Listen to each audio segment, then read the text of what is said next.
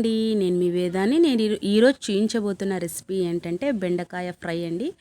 ఇది అన్నంలోకైనా చపాతీలకైనా బాగుంటుంది. ముఖ్యంగా లంచ్ బాక్సులకి మంచి రెసిపీ అండి. చాలా టేస్ట్ ఉంటుంది.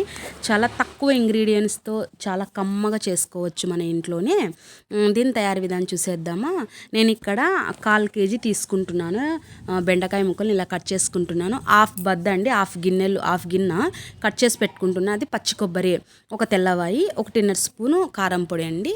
అలాగే నేను ఇక్కడ 4 టేబుల్ స్పూన్లు ఆయిల్ వేసి పోపు దినుసులు వేసుకున్న తర్వాత బెండకాయ ముక్కల్ని ఇలా ఫ్రై చేసుకోనండి. సిమ్లో పెట్టుకొని ఫ్రై చేసుకోనండి. బెండకాయ బాగా మగ్గిపోవాలి, మెత్తగా మగ్గిపోవాలండి. ఇప్పుడు తగినంత సాల్ట్ వేసుకొని ఇంకొకసారి ఇలా ఫ్రై చేసుకోనండి. కింద అడుగంటకుండా సిమ్లో పెట్టుకోనండి ఫ్రెండ్స్. మరి అడుగంటితే బాగుండదు దీని టేస్ట్. చూడండి, నేనైతే ఆల్మోస్ట్ ఇది చెక్ చేసుకుంటున్నాను. బెండకాయ చూడండి మగ్గిపోయింది. ఇలా మగ్గిపోయిన తర్వాత నేను ఏం చేస్తున్నానంటే బెండకాయలంతా ఇలా పక్కన తీసేసుకొని రుబ్బి పెట్టుకున్నటువంటి పచ్చి కొబ్బరి మిశ్రమాన్ని, కారం పొడి ఒకటేసారి వేసేసుకొని ఇలాగా ఆయిల్లో ఫ్రై చేసుకోనండి ఫ్రెండ్స్. నేనైతే నాకు ఈ క్వాంటిటీ ఆయిల్ అయితే సరిపోయింది. మీరు కొద్దిగా ఎక్కువ తినాలి అని అనుకుంటే వేయచ్చు, పర్లేదేం కాదు.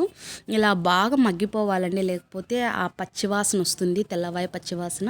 ఇలాగ మూత పెట్టుకొని నేను మగ్గించుకుంటున్నాను. నేను 5 సెకండ్స్, నాకు ఈ కర్రీ చేయడానికి, ఈ ఫ్రై చేయడానికి ఖచ్చితంగా 20 మినిట్స్ పట్టిందండి.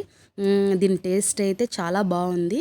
మా పిల్లలకైతే నేను ఇది చేసి పెట్టాను. అసలు బెండకాయ అంటేనే తినరు మా పిల్లలు.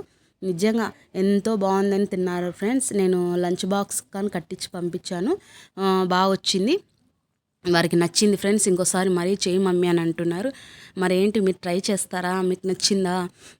మీకు నా వీడియోలు నచ్చినట్లయితే ముఖ్యంగా ఈ ఫ్రై మీరు చేసి నాకు మీ కామెంట్ రూపంలో తెలియచేయండి ఫ్రెండ్స్. మరి నచ్చిందా? లైక్ చేయండి, షేర్ చేయండి, సబ్స్క్రైబ్ చేయండి.